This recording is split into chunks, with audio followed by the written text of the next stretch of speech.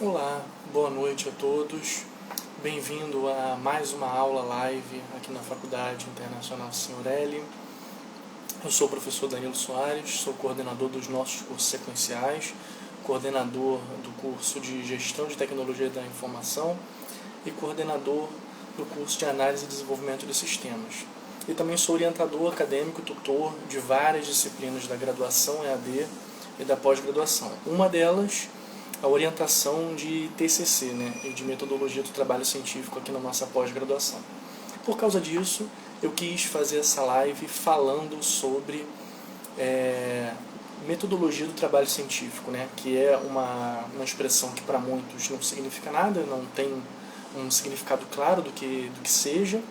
Muitos passam a realizar um TCC do início ao final sem jamais saber o significado do que é a metodologia do trabalho científico, e que tipo de abordagem diferenciada é essa que existe para se fazer trabalhos acadêmicos. Então, essa live minha, junto com uma outra live que tem aqui também no canal da Faculdade Signorelli, se vocês procurarem as lives armazenadas, é uma live que eu fiz com o professor Felipe alguns meses atrás apenas, falando sobre TCC também, em que ele dá dicas excelentes e super claras de como você realizar um trabalho de TCC sem quebrar a cabeça, sem ficar confuso, sem fazer uma abordagem errada. Ele dá dicas ótimas. E eu estou complementando essa live dele, falando sobre a metodologia do trabalho científico, o que é essa abordagem e como ela define a forma como você vai interagir e coletar dados e informações para realizar o seu TCC. Tá? Muitos de vocês que estão assistindo são nossos alunos, alguns de vocês talvez estejam ainda para fazer um TCC, já fez, ou ainda pretende fazer futuramente em um outro curso, e eu espero que tanto a live do professor Felipe Martins quanto a minha live ajudem vocês a desembaralhar um pouco o conceito do que é um TCC, tanto seja artigo quanto seja monografia, para que vocês possam entender a visão que vocês precisam ter para abordar esse tipo de trabalho e fazer uma coisa bonita, uma coisa academicamente apresentável. E, caso alguns de vocês ainda não saibam, nós aqui na Faculdade Internacional Signorelli temos uma revista científica na qual é publicada tanto trabalhos acadêmicos de outros estudiosos aqui, professores, como também temos a revista para os alunos, dos estudantes. E eu acredito que agora, nesse ano de 2021, nós vamos ter um edital aberto aí para vocês submeterem os artigos de vocês para publicação. Vai ser analisado aqui pela gente, pela equipe de assessoria para publicação na revista científica. E para que vocês possam participar tanto dessa revista quanto de outras, é preciso que vocês façam um trabalho científico na sua forma mais perfeita de ser. Fazer uma abordagem de cunho científico, sem cair no senso comum, sem cair numa escrita mal feita, numa escrita imatura talvez. E eu vou começar essa aula explicando para vocês isso. Começando primeiro sobre o conceito de metodologia científica. O que é um método científico? Muitos de vocês vão passar do início até o final do curso sem saber o que é um método científico, sem saber o que é o método de abordagem científica de um assunto, de um objeto, dentro da área científica. Quando a gente aborda um assunto, a gente se refere a ele como objeto. Qual é o meu objeto? Como que eu abordo ele cientificamente? Tá? A metodologia científica ela se refere à metodologia baseada nos preâmbulos da ciência. A ciência é uma forma de conhecimento que se difere de outras formas de conhecimento, como o conhecimento religioso e o conhecimento de senso comum, por exemplo. Em qualquer aula de metodologia científica que vocês entrarem, provavelmente no primeiro dia vocês já vão pegar essa leve diferenciação do que é o conhecimento científico, conhecimento religioso e conhecimento de senso comum. Vou fazer uma definição rápida, tá, aqui das outras duas, para a gente poder diferenciar o que é o conhecimento científico baseado no que são as outras, porque para identificar algo, a gente sempre precisa primeiro dizer o que ela não é, para poder dar então a sua identificação do que ela é. Conhecimento religioso, como muitos aí já devem sentir, devem ter consigo, é aquele conhecimento que explica os fenômenos da natureza, as ações, tem uma explicação baseada no sobrenatural. O que ele difere no conhecimento científico? O conhecimento religioso foi por muito tempo fundamentado em dogmas. Ou seja, é um conhecimento que é colocado a resposta antes da pergunta de uma forma não questionável. Ou seja, é uma explicação que não está aberta à interpretação e possível reinterpretação daquela resposta. O conhecimento científico ele não funciona dessa forma. Todo conhecimento científico que vocês possuem hoje, ele está aberto a ser questionado e ser derrubado, e pode ser derrubado talvez amanhã. O que a gente entende como água, sendo, por exemplo, um líquido inodoro, incolor inodoro, e estou esquecendo a terceira, me perdoem. Me deu um branco aqui. Mas aqui não tem cheiro, não tem gosto e não tem cor. Esse foi um conhecimento que foi há muito tempo difundido nos livros de ciência, no nosso ensino básico, mas que já foi colocado em xeque, foi questionado e foi reinterpretado. Atualmente, é reconhecido cientificamente que a água pode até ter 8 sabores diferentes. Para a gente começar a afirmar isso, 8 sabores da água, não estamos falando de influência de outros corpos ou outras químicas na água. Plutão, no livro didático de muitos de vocês, e no meu também, era um planeta, mas isso foi reinterpretado baseado numa nova concepção do que é um planeta alguns anos atrás. Não vou me recordar agora o ano, não pesquisei previamente o ano disso, mas o Plutão hoje não é considerado mais um planeta, em si um planetoide, um planeta anão. Ou seja, o conhecimento científico ele está sempre aberto a ser questionado, diferente do conhecimento religioso baseado em dogma, por exemplo. E o senso comum?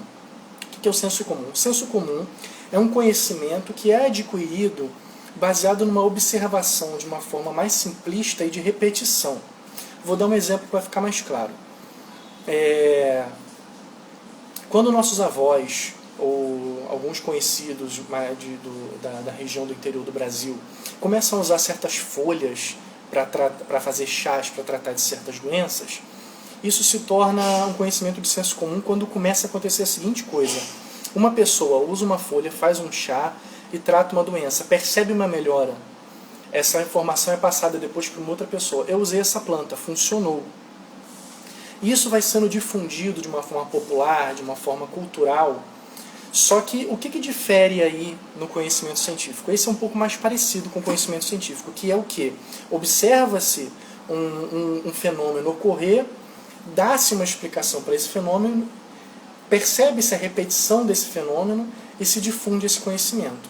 Mas como que isso se difere no conhecimento científico? O conhecimento científico se difere no seguinte ponto.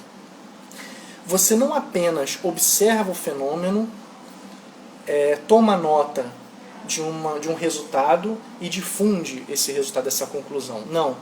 Você busca compreender o que está acontecendo nesse meio termo. Você não apenas observa que uma folha de um chá fez um resultado positivo numa dor de barriga, por exemplo, e meramente dá uma conclusão e dá o dia terminado, acabamos o nosso trabalho. Não.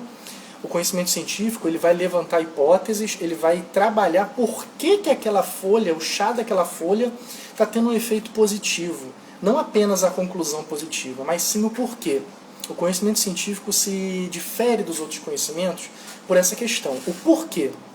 Nada está definitivamente concluído, nada está de certa forma, tão difundido que não possa ser questionado por um novo porquê. É claro, porquês precisam ter devidamente fundamentação, né? O porquê ele é saudável, mas o porquê do conhecimento científico ele traz hipóteses, experimentações, testes para chegar a uma nova conclusão. O porquê pelo porquê, às vezes não leva a gente a lugar nenhum. Estamos vivendo hoje num mundo onde está se perguntando por que a Terra é redonda. E se propondo uma ideia de uma Terra plana, por exemplo, está se perguntando o porquê da eficácia de vacinas, ou propondo-se uma hipótese de que as vacinas não sejam eficazes. Tá, por que eu vou questionar esses porquês? Porque o conhecimento científico não para só no porquê. Ele precisa seguir toda uma roteirização para chegar a uma conclusão onde você pode colocar essa conclusão que você chegou pau a pau, frente a frente, para derrubar uma conclusão previamente estabelecida. Ora, hoje a gente tem a conclusão estabelecida cientificamente de que a Terra é esférica. Como que eu transformo o meu porquê de uma Terra plana, por exemplo, numa conclusão que possa bater toda a fundamentação científica que levou a essa conclusão? Os passos do método científico são, na ordem, a observação, a elaboração do problema, a hipótese, experimentação, a análise dos resultados e a conclusão. Vamos explicar um por um aqui para a gente entender. Observação é a etapa em que a gente observa o nosso objeto, a nossa situação. Eu vou usar o exemplo aqui de, por exemplo, uma folha caindo. Vamos supor que estamos vivendo aqui numa época em que ainda não foi explicado o outono, não foi explicado cientificamente a mudança do estado da árvore quando há uma mudança de estação. Vamos supor. Observa-se a folha caindo. Ok. Essa é a etapa da observação, que a gente observa o fenômeno e toma nota dos acontecimentos desse fenômeno. Ok? A partir do momento que a gente observa o fenômeno, a gente depois vai elaborar o problema. Na observação do fenômeno do conhecimento científico, a gente sempre vai depois para essa etapa da elaboração do problema. A observação ela ocorre também nas outras formas de conhecimento. No conhecimento religioso, por exemplo, poderia se explicar que seria um fenômeno divino, de influência, né, sobrenatural. E no conhecimento do senso comum, vai se explicar, por exemplo, essas folhas sempre caem nesse período do ano. Mas perceba que a gente ainda não entendeu o porquê de que isso está acontecendo. A gente sempre sabe que apenas acontece. E sempre acontece naquele período. Mas por quê? Aí vem a elaboração do problema, que é a fase do questionamento. Por que a folha cai nesse período do ano? Essa é a minha problemática. Entendeu? Vocês podem estar achando que eu estou enrolando um pouco com essa questão do método científico, mas quando a gente chegar na parte do TCC, vocês vão perceber que tudo isso vai entrar na hora que vocês estiverem pensando a elaboração do trabalho.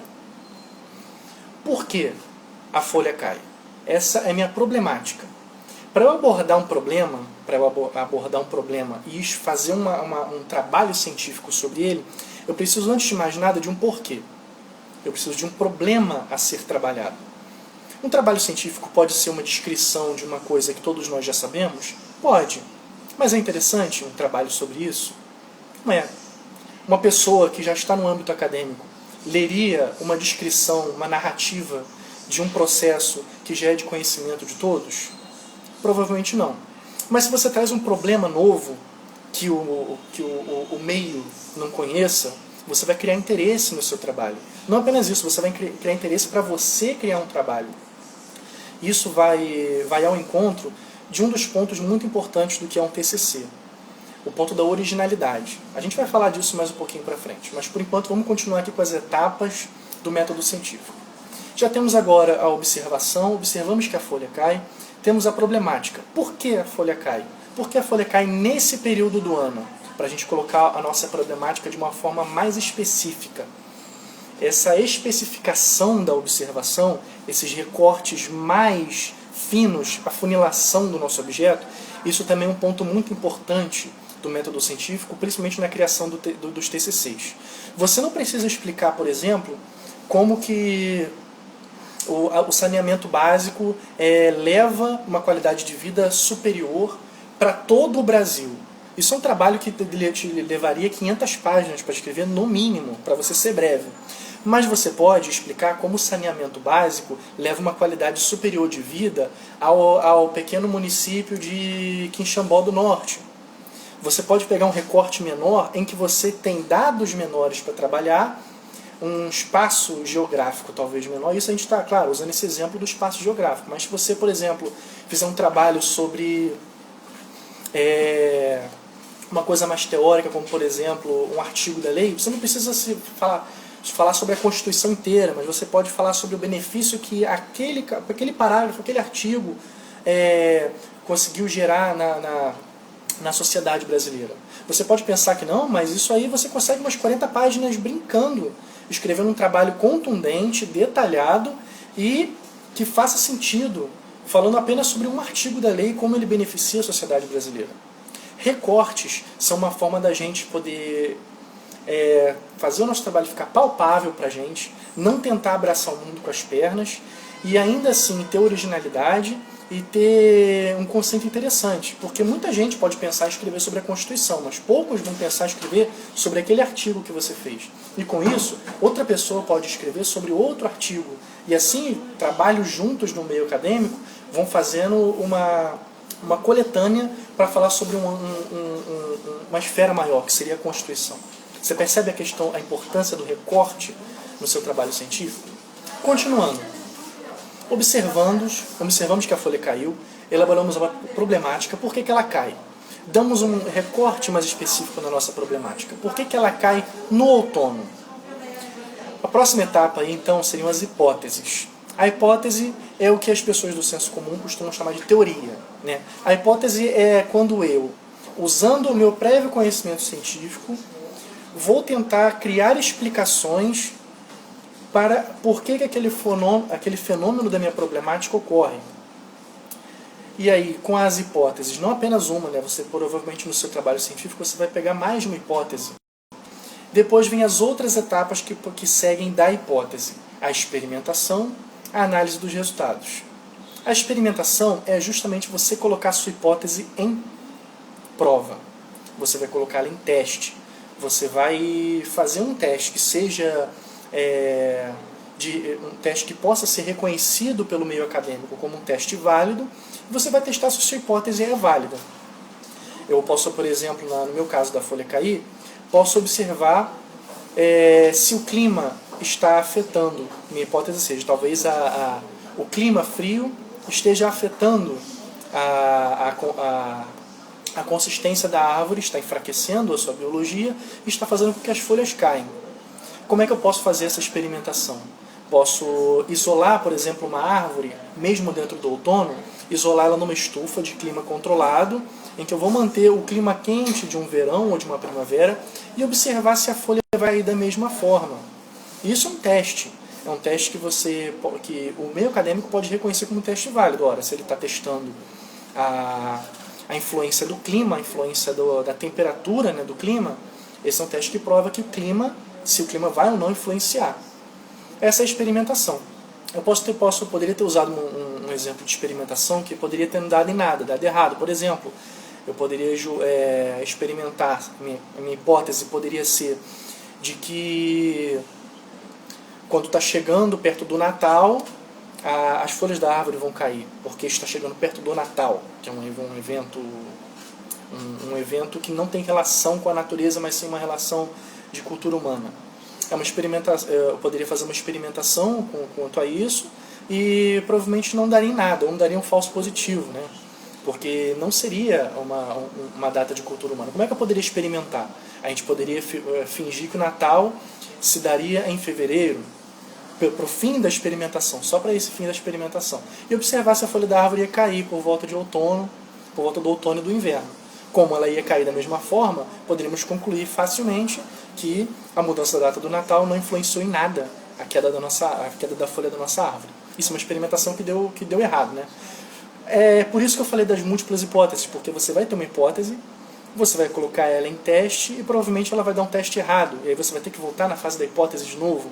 Tá, essa hipótese não deu certo, então eu preciso pensar numa nova hipótese. Aí eu vou pular direto para a hipótese correta, que é essa que eu falei. O clima afeta a biologia da árvore, enfraquece e faz com que suas folhas caem para que ela possa suportar o inverno. Essa é uma experimentação que eu vou ter feito com a questão da estufa, como eu falei com vocês. É uma experimentação que eu vou ter encontrado um positivo ali. E aí eu já posso concluir que o clima, finalmente, cheguei à conclusão de que o clima afeta assim a árvore, acabou a minha experimentação, já consegui chegar a uma conclusão. Não. Você pode chegar num positivo, mas como eu falei, pode ser um falso positivo. O método científico é complicado dessa forma. Você precisa depois fazer outros testes para concluir que realmente é o clima que está afetando. Como é que você faz isso? Você depois vai fazer um teste, talvez utilizando um outro clima. Peraí, será que é só o calor mesmo que está afetando ela? Será que se não botar outro clima aqui, será que não vai fazer da mesma forma? Aí a minha hipótese vou ter que voltar, não é a mudança do clima, aliás, não é o calor, e sim uma mera mudança de clima que vai fazer isso. Então você vai ter que fazer múltiplos testes, múltiplas experimentações para poder concluir 100% que minha hipótese ela é verdadeira. É por isso que o método científico está sempre aberto a reinterpretações, aberto a questionamentos, porque na ciência nada é 100% verdade. Até mesmo na matemática, gente. Vocês podem achar que na matemática não existe discussão, mas existe sim vertentes matemáticas que têm conclusões diferentes para uma mesma equação. Vocês podem não acreditar, mas isso acontece sim. O método científico ele é um método que tenta chegar o mais perto possível de um resultado verdadeiro, usando todas as formas possíveis que a nossa concepção material possa nos fornecer para isso. Por isso, por reconhecer que estamos limitados à mera concepção material da nossa experimentação, temos que ter a humildade e o reconhecimento de saber que um novo teste pode surgir, que não veio à minha cabeça ainda, e que pode colocar em xeque a conclusão que eu cheguei ali. Então o método científico está sempre aberto, a ciência está sempre aberta a reinterpretações e novas provações. Tá? As hipóteses que a gente colocou até agora. Observação, porque observei que a folha cai. Elaboração do problema. Por que a folha cai? Delimitação do problema. Por que a folha cai no outono? A hipótese, minha folha cai no outono porque o clima afeta a árvore e faz a folha cair. Experimentação. Colocar numa estufa separada, com um clima separado, para observar se o clima realmente afeta a árvore a ponto da folha cair. Análise dos resultados. Observamos que dentro da estufa as folhas permaneceram na integridade da árvore, enquanto que fora da estufa, em exposição ao clima do outono, a folha caiu. Isso eu estou analisando os meus resultados. Tá? Essa é a próxima etapa. E depois, por último, a última etapa é a conclusão, em que eu finalmente posso concluir que, em cima da minha problemática de por que a folha cai, observa-se que o clima afeta a árvore a tal ponto no outono que as suas folhas caem, dando lugar a um estado de secura dela, em que ela retoma depois a nova formação de folhas na primavera. Isso é a nossa conclusão. Aí o que eu estava falando para vocês antes, que as pessoas costumam chamar a teoria de hipótese, é porque aqui, no método científico, é que a gente vai falar de teoria. A teoria é toda hipótese que foi comprovada baseada em observação, experimentação, e a teoria ela é a explicação dessa hipótese comprovada. Como exemplos aí a gente tem, por exemplo, a teoria da gravidade, né? A gente tem a lei da gravidade e a teoria da gravidade. A teoria da gravidade é a explicação do funcionamento da gravidade. A gravidade, claro, tem esse funcionamento baseado em experimentações, observações e explicações de como ela funciona, como ela afeta a massa dos corpos, né? E toda essa explicação dela, a velocidade em que o corpo cai, a velocidade que o corpo cai no vácuo, a resistência ao ar, tudo isso está embutido na teoria da gravidade. Uma teoria é a explicação de uma hipótese observada como verdadeira. Ok? Por isso, lembrem-se sempre que teoria e hipótese não são sinônimos. A teoria é a explicação da hipótese observada como verdadeira. A teoria da relatividade, por exemplo, é um outro caso da teoria, né, do Einstein, que explica sobre a relação do tempo, da energia e da matéria, que trouxe aquela equação, né, de massa, de velocidade é igual a massa, aceleração, a velocidade é igual a massa vezes aceleração elevado ao quadrado. Tudo isso está embutido dentro da teoria da relatividade que explica, né? Um exemplo de observação da teoria da relatividade que a gente pode fazer é um exemplo que é muito utilizado para se referir à teoria da relatividade, é a questão de dois relógios, né? A teoria da relatividade explica, por exemplo, que o tempo ele pode ser dilatado, o tempo ele pode ser alterado, né? Claro que isso dá brecha aí para múltiplas interpretações de ficção científica, de viagem no tempo, mas uma coisa que é devidamente cientificamente comprovada é que o tempo pode ser sim dilatado, ele pode passar mais devagar. E eu não estou me referindo àquele dia que você está de saco cheio no seu trabalho e aqueles 5 minutos parecem que são 5 horas, não. Eu estou me referindo ao seguinte teste. Se foi colocado um relógio, né, no nível do mar, no laboratório, e um outro relógio foi colocado em um avião que viajou quase acima da velocidade do som. Acho que foi acima da velocidade do som, não me lembro de detalhes. Tá? Esse avião viajou numa velocidade extremamente rápida. A teoria da relatividade explica que quanto maior a velocidade de um corpo, maior ele dilata o tempo na qual ele está inserido. Ou seja, quanto mais rápido você vai, mais devagar o tempo passa para você. Quem já assistiu o filme Planeta dos Macacos, não esse novo, mas o antigão lá dos anos 60, vai se lembrar. Eu vou falar um spoiler do filme aqui, quem não quiser, pausa o vídeo aí, diminui o volume. Mas no filme ocorre que os astronautas são enviados numa nave espacial, num foguete. De alguma forma eles passam por algum fenômeno espacial que faz com que a nave viaje no buraco de minhoca numa velocidade incrivelmente rápida num espaço curtíssimo de tempo. E eles caem num planeta que está tomado por macacos. No final do filme, e aí o spoiler, eles descobrem que eles estavam na Terra o tempo todo. E por que isso aconteceu? A nave deles que saiu da Terra no período, no ano normal deles, viajou de uma forma tão rápida, mas tão rápida no espaço, que o tempo na Terra passou normal, mas o tempo deles ficou praticamente estagnado. Eles não sentiram isso, porque o tempo deles estava estagnado. Os milhares de anos que se passaram na Terra, para eles passaram um segundo. Quem viu o filme Interestelar também deve ter visto esses eventos acontecerem. Essa dilatação do tempo, como eu estava falando na questão do avião, ela foi observada. Quando o avião desceu, pousou novamente, esses dois relógios, que asterisco aí, eles eram extremamente precisos, tá? Eram relógios para teste mesmo, não era um reloginho que a gente compra em camelô, não. Era um relógio extremamente preciso para fins de serem utilizados nesse teste. Eles observaram que o relógio que estava no avião, ele estava alguns milésimos de segundo atrasado. Porque no tempo em que ele estava dentro do avião, o tempo se dilatou com ele e passou mais devagar para ele. Assim observou-se de uma forma simples, né? A teoria da relatividade em funcionamento, aí, da dilatação do tempo. Tá? Isso foi mais um exemplo de uma teoria. Temos a teoria da eletricidade também, que explica como é que funciona a eletricidade na nossa tomada, a luz, sua temperatura, como ela é transformada em energia cinética. É a teoria da eletricidade, tá?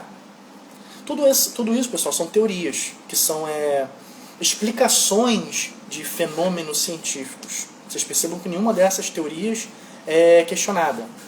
São todas teorias devidamente fundamentadas no âmbito científico. Você pode sim questionar uma teoria, mas você precisa passar por todas aquelas etapas que eu falei lá em cima. Não é só observar, colocar uma hipótese e a gente toma ela como verdadeira. Não, ela precisa ser colocada num teste, numa prova. Como que a gente prova essa nova hipótese? A ciência está o tempo todo passando por esse tipo de metodologia. Enquanto a gente está conversando, universidades no mundo todo, as principais universidades do mundo, estão testando novas hipóteses o tempo todo, em todos os âmbitos da ciência, no âmbito das ciências humanas, das ciências tecnológicas, das ciências exatas, e por aí vai. Tá. Com isso, eu termino aqui a primeira etapa dessa live, que foi falar sobre o método científico. Aí agora vamos para a parte do TCC, que propriamente nos importa, né? Como que esse método científico ele afeta o meu TCC, tá? Vamos, deixa eu tomar uma aguinha aqui rapidinho, pedir licença de vocês. Primeiro eu vou falar sobre alguns pontos, né, do TCC, para você poder elaborar o TCC. E tudo isso que eu vou falando, eu quero que vocês pensem sempre usando essa visão do método científico que eu acabei de apresentar. Ok? Como a metodologia se aplica ao meu TCC, tá? Primeiro, você tem que... Quando você for fazer um TCC, quando você precisa elaborar um TCC, você pode ficar, no primeiro momento, extremamente confuso, extremamente ansioso. Do que eu vou falar? Do que eu vou falar? Uma forma de você começar a pensar em ideias para você fazer o seu TCC é você primeiro pensar na área em que você já atua. Tá? A gente delimita aí um pouco o recorte. Você precisa fazer sempre uma coisa da área que você já atua. Não estou me referindo ao curso que você está fazendo para você fazer aquele TCC, mas estou me referindo à área onde você já trabalha. Você vai conseguir...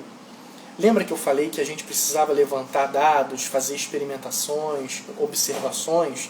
Essa observação que você vai fazer é muito mais fácil quando você tem na ponta da língua e tem a facilidade de saber onde estão as informações que você vai precisar procurar. Então uma forma de você delimitar uma ideia bacana para você começar a fazer o seu TCC é você primeiro pensar na sua zona de conforto. Claro, a gente tem sempre o discurso de sair da zona de conforto, mas para você começar a ter uma ideia, você não precisa de começar a descobrir o mundo de novo. Você precisa trabalhar naquilo que você já sabe, naquilo que você já tem o conhecimento prévio. Lembra que eu falei que o nosso cientista, para poder fazer a experimentação, as hipóteses, ele precisa primeiro já ter um conhecimento prévio? Ora, como é que eu vou poder falar da folha caindo se eu não conheço o clima, por exemplo, que foi a minha hipótese lá, se eu não sei como é que funciona o clima, o calor, como ele afeta a natureza? Então, primeiro comece sempre a procurar lá onde você já tem o conhecimento, onde você trabalha. Você é um estudioso do direito? Comece então a olhar a área do direito que você tem mais interesse. Você gosta do direito processual penal? Então, tenta ter uma ideia dentro dos processos penais. Você é de serviço social? Comece então a pensar num trabalho acadêmico que você possa escrever sobre o assistencialismo social, coisa que você já tenha mais conhecimento, sabe? E aí, quando você pensar na sua zona de conforto, na área que você já tem os conhecimentos prévios, aí você começa a pensar na problemática. Lembra que eu falei lá atrás, no método científico? Por que a folha cai? Você, com certeza, dentro da sua área, você deve observar várias coisas que devem te fazer pensar assim, poxa, por que isso? Às vezes é uma área que você tem conhecimento de múltiplas coisas, mas uma coisa ali nunca entrou na tua cabeça. Por que isso? E aí é um ponto de partida bacana para você começar. Uma problemática de uma coisa que você conhece todas as informações necessárias para você poder trabalhar aquela problemática, mas uma problemática interessante para você. E aí aquela questão que eu estava falando lá atrás, da originalidade. É sempre bom. Você pode sim escrever um TCC falando sobre a importância da Constituição. Sim, milhares de TCCs estão falando sobre a importância da Constituição. Mas você pode sempre, se você gostar daquilo que você está fazendo, se você tiver um apreço a mais por aquele trabalho acadêmico, você pode pensar a importância da Constituição para os quilombolas, a importância da Constituição para a mulher no século XXI. Você delimita para criar uma originalidade, sabe? Para criar uma coisa que só você está falando. Isso é bacana demais, ainda mais no meio acadêmico, isso é sempre muito bem visto. E se você planeja, né, buscar esse perfil de pesquisa, esse perfil acadêmico, tenha em mente sempre isso. Ter essa busca dessa originalidade. Mas, claro, não tentar abraçar o mundo com as pernas. Afinal, a gente está falando aqui hoje no âmbito de graduação e pós-graduação lato sensu. Tá? Não queremos redescobrir a roda aqui. A gente precisa sempre dar uma originalidade, sim, mas sem querer trazer conceitos novos que vão abalar as estruturas da nossa área. Não é isso ainda. Para isso, vocês que pretendem procurar o mestrado e o doutorado, vocês vão ter um prato cheio. Reinterpretar conceitos do mundo, trazendo seus próprios conceitos para explicar coisas que talvez a verdade que todos tinham já tem mais de 40 anos e você vai trazer uma nova verdade, de repente, isso deixa lá para a fase do seu doutorado. Mas essa originalidade é sempre interessante, é um traço a mais, é um tempero a mais que você pode colocar no seu TCC. Tá? Viabilidade é mais um ponto que, se você seguir os meus conselhos até agora, você vai conseguir tirar de letra. Se você pegar um TCC dentro de uma área que você sabe onde procurar as informações, que você sabe os conceitos, sabe as definições, a viabilidade ela significa eu consigo levantar os dados necessários para esse trabalho. Por exemplo, eu não vou conseguir nesse momento explicar para vocês, levantar dados necessários para provar que alienígenas construíram ou não as pirâmides do Egito. A gente não tem os dados para isso. Não podemos afirmar se isso aconteceu ou não. Não temos como fazer esse trabalho científico. Mas, se você trabalha já num arquivo na sua empresa, e lá tem os dados necessários, você sabe onde eles estão, você sabe o que eles são, você sabe onde procurar, você vai ter os dados para poder fazer a sua pesquisa, sabe? Então a viabilidade ela vai estar sempre atrelada a essa sua facilidade de levantamento de dados. Para você ter essa facilidade de levantamento de dados, é sempre bom você trabalhar com um conceito, uma ideia, uma problemática, que você sabe que você vai ter uma certa facilidade com ela, ok? E tudo isso aí, se você tiver um interesse pessoal, que é um outro ponto muito importante. Estou trazendo esses pontos aqui, a problemática, a viabilidade, a originalidade, interesse pessoal, são pontos abordados no trabalho do professor Ciro Flammarion Cardoso, na sua obra Como Elaborar um Projeto de Pesquisa. Aqueles que tiverem interesse, vocês podem procurar depois aí na internet. Foi a minha base para fazer o meu TCC no curso de História. Hoje eu estou fazendo outros cursos, mas é um texto excelente, de leitura muito simples e que eu recomendo bastante. Novamente falando o nome. É Como Elaborar um Projeto de Pesquisa, do professor Ciro Flammarion Cardoso. Tá? Agora que a gente falou desses pontos, né, que fundamentam a ideia do seu TCC, a problemática, a familiaridade, a viabilidade, originalidade. Originalidade, claro, é um ponto relativamente opcional, tá? Para também não encher a cabeça de vocês de eu preciso preencher todos esses, checar todos esses pontos aqui. Ah, meu Deus, não está original, vou apagar tudo. Não, calma lá. O interesse pessoal, óbvio, se você tiver um interesse naquele tema, você vai trabalhar com muito mais apreço, você não vai querer sossegar no final de um dia com uma pesquisa, você vai querer um pouco mais além, vai querer ficar até mais tarde. Então o interesse pessoal, sempre busque isso também, tá, cara?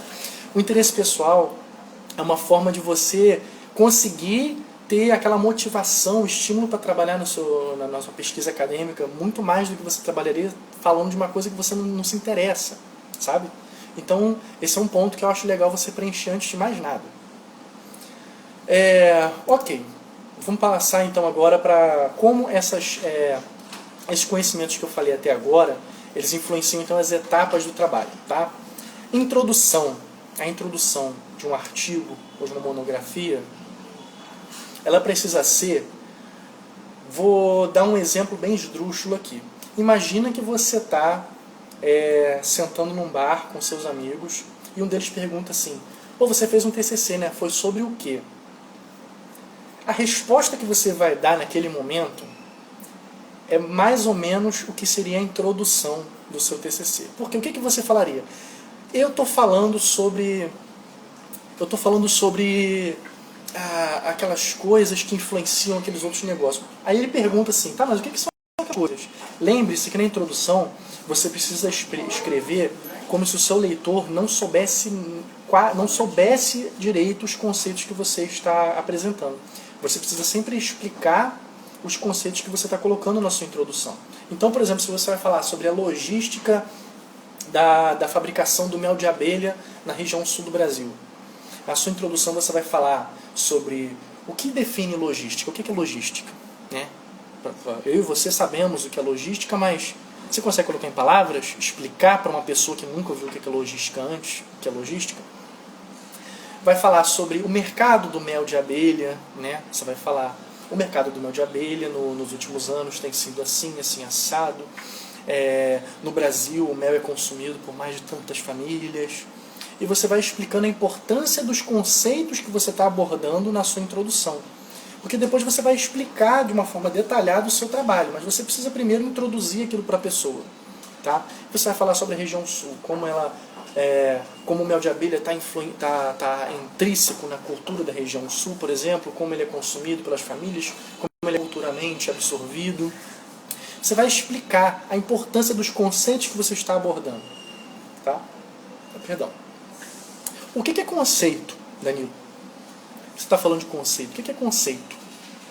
Conceito, pessoal, é uma coisa que é difícil de conceituar. O conceito, ele é uma ideia, um pensamento, uma explicação de um fenômeno, tá? Colocado de uma forma cientificamente explicada.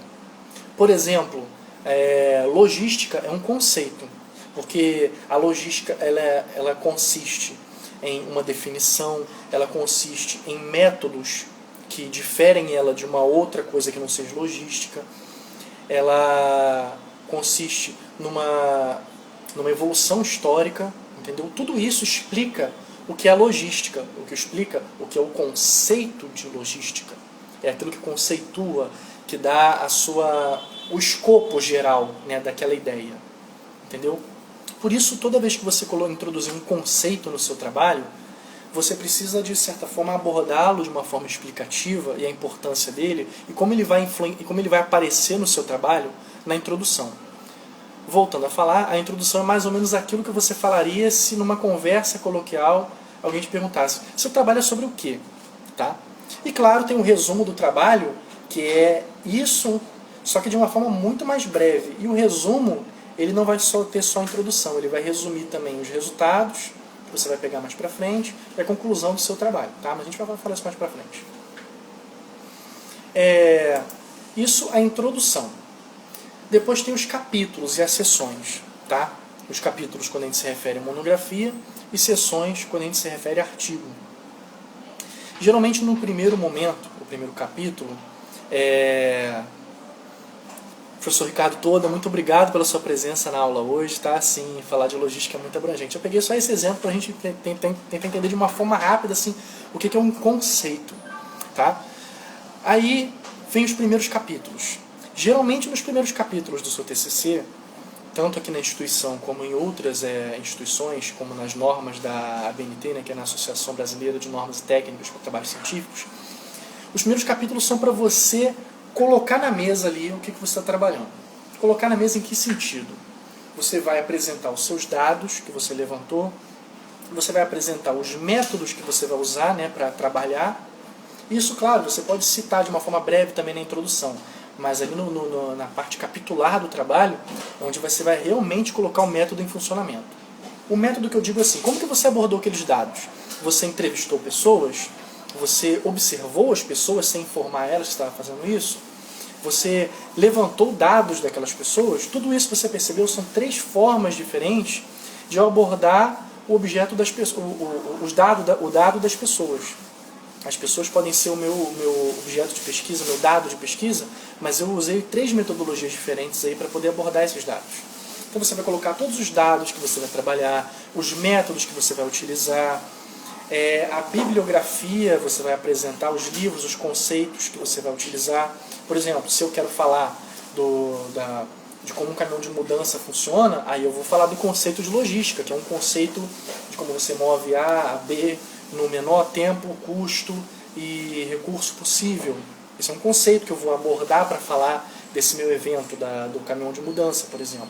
E quem fala de conceitos de logística? Você sempre no seu trabalho, você vai sempre se ancorar a pesquisadores que vieram antes de você, que fizeram trabalho sobre aquele conceito. Ora, eu poderia falar, por exemplo, eu me esqueci o nome agora daquele super citado em administração, então não vou ficar prendendo nesse ponto não, mas você quer falar de logística, você vai procurar os principais estudiosos da área de logística, as obras deles, e você vai citar, né, o que eles falam sobre logística. Segundo o professor fulano de tal, logística é isso, isso, isso e isso. Já o professor Ciclano Beltrano, logística também é isso, isso e isso. Já o professor Beltrano, não sei das quantas, diz o contrário, diz que logística é isso, isso e isso. Você vai sempre introduzindo os conceitos que você vai utilizando, baseado no trabalho de outros professores, baseado no trabalho já.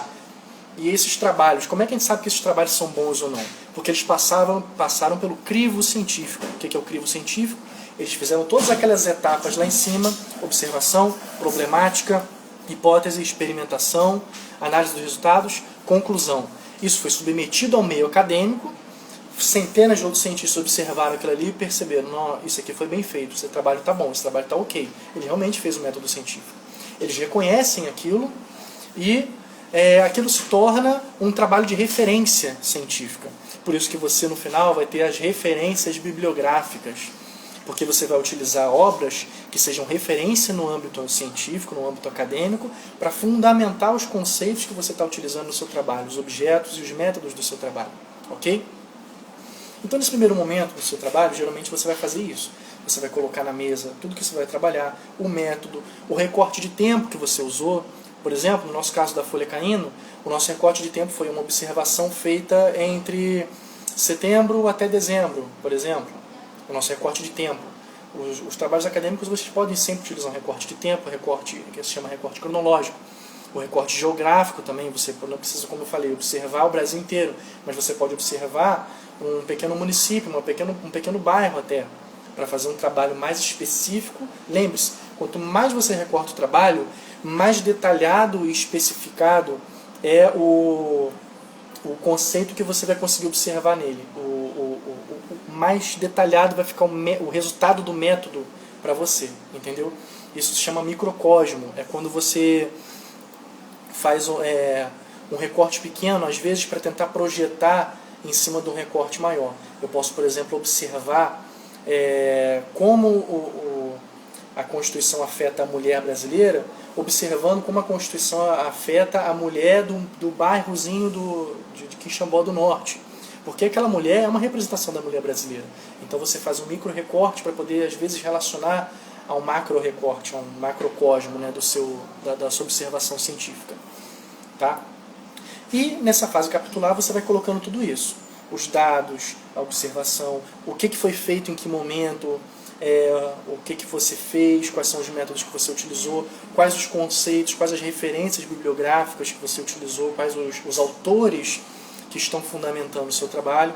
Lembre-se sempre, no meio científico, a gente só vai ter importância para falar, ainda mais hoje, em 2021, onde ter um doutorado já não é mais tão difícil. A gente só vai ter moral para poder impor um conceito novo, uma mudança de paradigma, quando a gente tiver no mínimo 2 doutorados, ou 2 pós-doutorados. Então até lá, a gente tem sempre que fundamentar nosso trabalho em outros estudiosos, em outros acadêmicos de referência, não é qualquer um.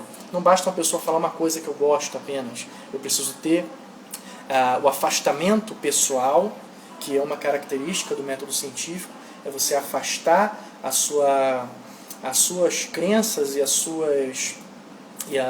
suas verdades para poder tentar ao máximo fazer uma observação científica imparcial.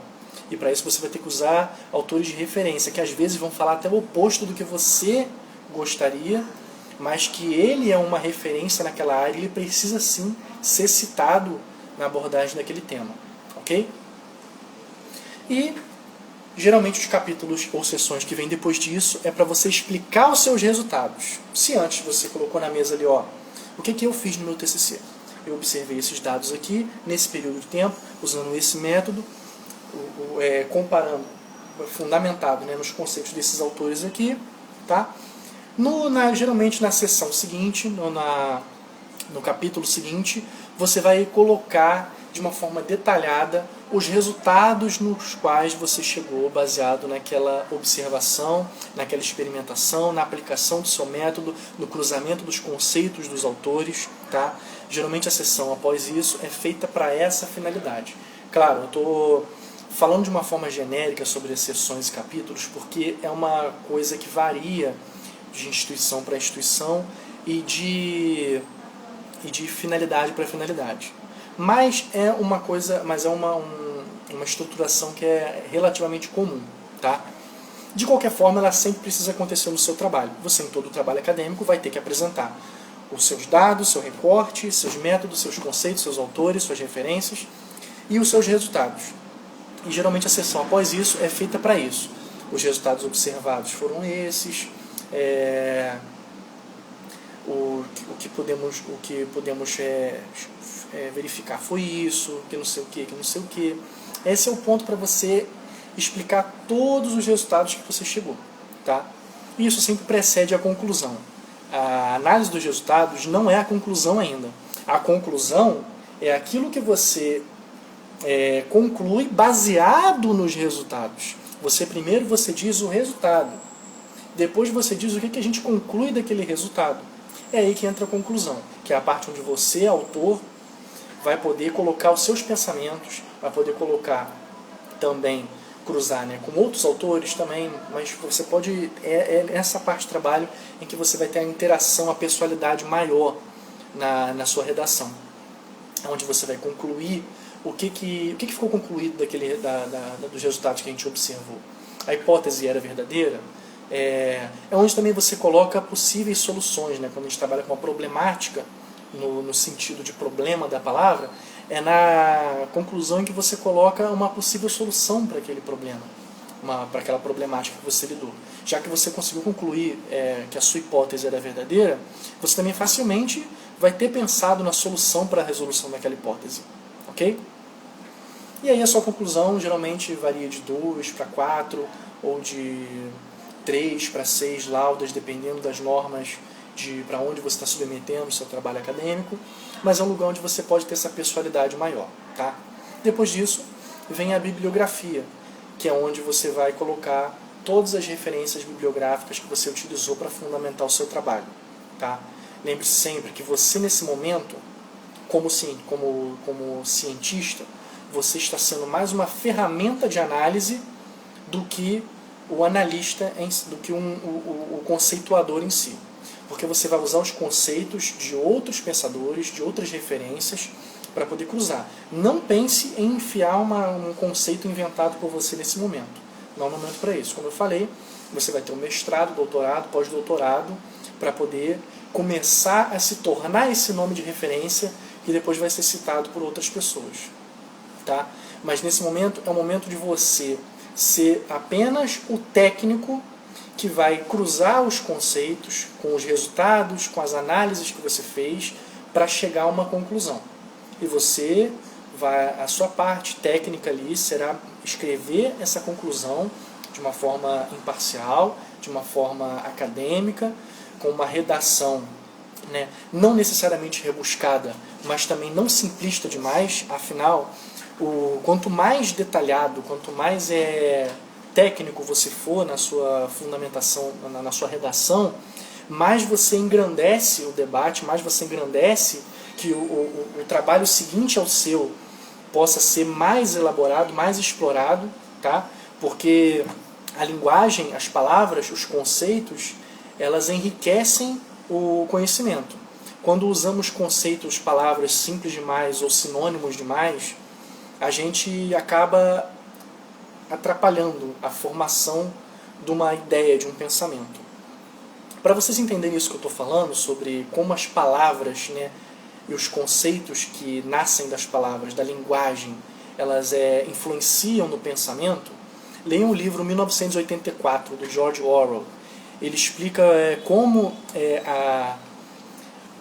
numa sociedade em que certas palavras são destruídas da linguagem, faz com que os conceitos a qual aquelas palavras se referem não existam mais. Você não consegue pensar naquilo porque não existe uma palavra para aquilo. Vocês podem estranhar, mas nós só podemos pensar no conceito de amor se tivermos a palavra amor antes disso, para poder carregar todo esse conceito dentro de si. Se não houvéssemos a palavra amor, não teríamos como pensar no amor. Poderíamos pensar em múltiplas coisas que poderiam ser parecidas com isso. Tá? Um outro exemplo que também é muito legal é o fato de que muitas culturas têm outros nomes para certas tonalidades de cor que a gente não tem. Então, quando são apresentadas duas cores que numa cultura têm o mesmo nome, a pessoa não consegue enxergar duas cores diferentes. Ela não consegue, é fisicamente impossível para ela. Mas quando uma outra cultura tem dois nomes diferentes para aquelas duas tonalidades de cor, ela consegue enxergar as duas cores. É uma coisa que é difícil de explicar, né, como isso acontece, mas é baseado nesse conceito que eu falei de como a linguagem ela influencia a forma como interpretamos a realidade. Então, a linguagem é sempre muito importante. Use conceitos claros, conceitos científicos para trabalhar no seu TCC, para que você possa se fazer entender.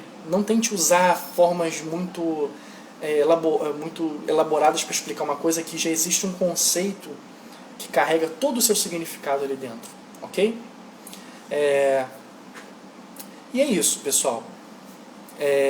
Outra coisa que eu esqueci de falar também de bibliografia. Você está fazendo um trabalho científico, então sempre busque essas referências científicas que eu falei.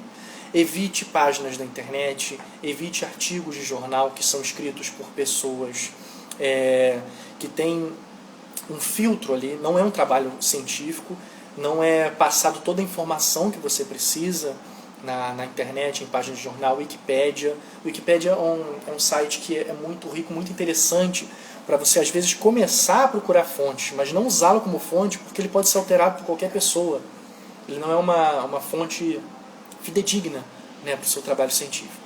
Então evite sempre fontes que não tenham passado pelo crivo científico, que possam ser escritas que possam ter um propósito, uma fonte que tem um propósito diferente, e sempre que tem um propósito diferente, ela vai filtrar, né, a informação que vai chegar até você.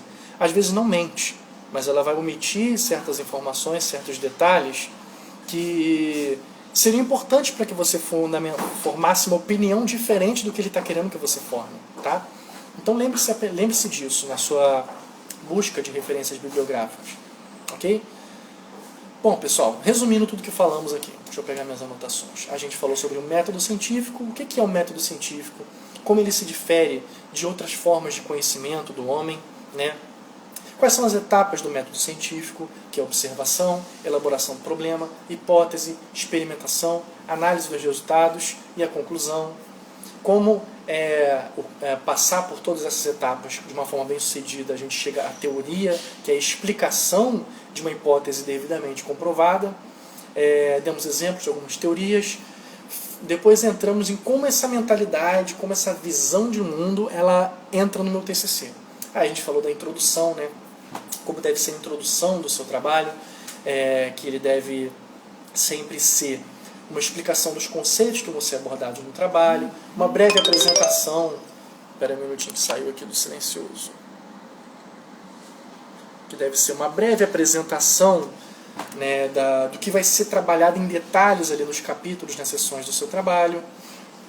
A gente falou sobre os capítulos, as sessões, geralmente os primeiros são para você colocar na mesa ali, apresentar tudo que vai ser analisado, tudo que vai passar pelo método que você vai utilizar, seus dados, seu recorte cronológico, seu recorte geográfico, seu recorte que seja,